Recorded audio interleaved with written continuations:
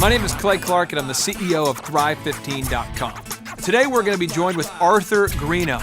This guy is a Guinness World Record-setting, restaurant-owning, book-writing, motivational speaker, entrepreneur, venture capitalist, father of 6. Unbelievable. And he's going to be teaching us a little bit about the power of thought, the power of your appearance, and the power of reciprocity. In today's episode, you're going to learn to think a little bit differently.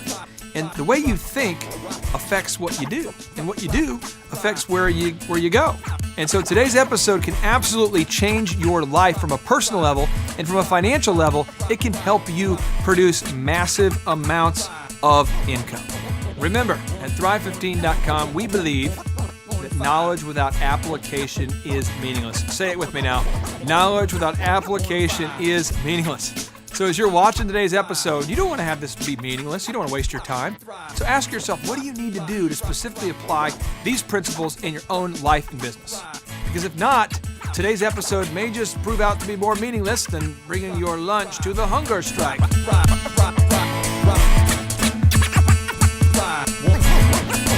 Arthur, Napoleon Hill, the famous success author of the book Think and Grow Rich, the best-selling self-help book of all time. He once famously wrote, if you do not conquer yourself, you will be conquered by self. Mm-hmm. Now, Oprah once famously said, I don't think of myself as a poor, deprived ghetto girl who made good.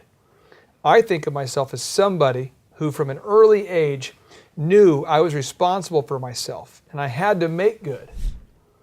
So on a practical level, having dealt with being essentially abandoned by your father from age 13 to 18, being raised by a mom who was a severe alcoholic, and you've had obviously the intense physical disabilities with scoliosis and the curvature of the spine and some things you've dealt with. How do you choose to have the right thoughts? How are you choosing to have those right thoughts? Well, I truly feel like in every situation you're in, adverse or not, there's something to learn from it. And so you can get caught up on the negatives, but if you can look for what may be positive that you might have learned from it. For example, for myself, as going through with my mom with an alcoholic, I could have easily, growing up with that, said, you know what, I'm a victim. I'm a victim of my mom being an alcoholic. When the police would come by and they'd break my parents up, I could easily look at that. But you know what, I realized, even at a young age, is, you know what, I'm pretty independent. I learned my independence from that situation, because if I wanted it to happen, I had to make it happen. So you every time that something bad happens, you then are trying to ask yourself, what can you learn from this? Is that right? Absolutely. Okay. Because there's always something you can learn. Well, let me ask you this here. As far as for you, what action steps do you feel like that every entrepreneur can take in order to manage their thought life? Well, I think one of the things to do is I take a journal and I write down every night, and I try to write down the positive things that have happened to me that day. It could be, some days it may be simple, some days you sit there and you're racking your brain. But if you're able to start making a list of those positive things that have happened for you, what ends up happening is your mind starts searching for those positive things on a regular basis. What ends up happening is... Found a way to motivate yourself by making a list of positive things that happen? Yeah. Positive things you're grateful for, I guess? Yes. So that's one action step you can do to really manage your thought life. Why is it so important that you do manage your thought life? Well, if you're not managing your thought life, life ends up managing you is what happens. I noticed that for me, I no longer really listen to music on the radio. Mm-hmm. I don't really listen to talk radio. I just listen to self-help stuff, when I'm driving. But I remember I could wake up in the morning, turn on the radio. By the time I got to work, was so mad because of something I heard on talk radio that it flavored the way I talked. Or I could get up and listen to pop music or something in high school. I listened to a ton of Eminem, that kind of thing. And he's still mad. I'm not sure he's mad about still, but he's mad. And you get yourself where you're in a mindset of negativity or you're upset about things. Right. And you can also watch a movie that's scary.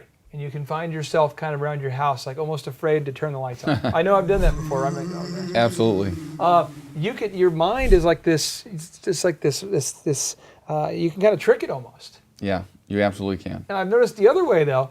I've read success books. I've listened to positive self-help. I've spent time with people like you, and then I find myself being like, was that? And I almost mistake everything for a good thing, or I start thinking positive thoughts, or I come to work excited, and I totally think it's what you put in is what you get out, sort of thing. Absolutely. Is there any intention, like things you do on a daily basis to keep your thought life in control? Like anything you listen to, anything you read, any quiet time you have, just what do you do on a daily basis from the time you wake up to maintain that positive? Yeah, I look at having quiet time. That's one of the things I do. And for me, it's time that I get to pray, because as a Christian, that's something that's important to me. And how long do you pray? It really depends on what's going on. There's times when I need to spend more time praying, maybe because of what's going on around me. Okay. But I think it's very important to have that built in to your schedule. I listen to the Bible every day, and it's very important for me.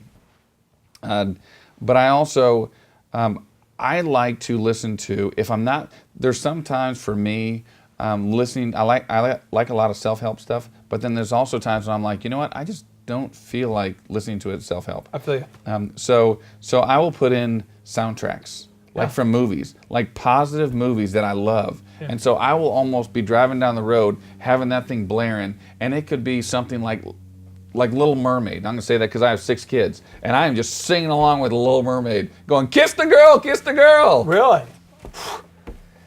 That's hot. Okay, so now,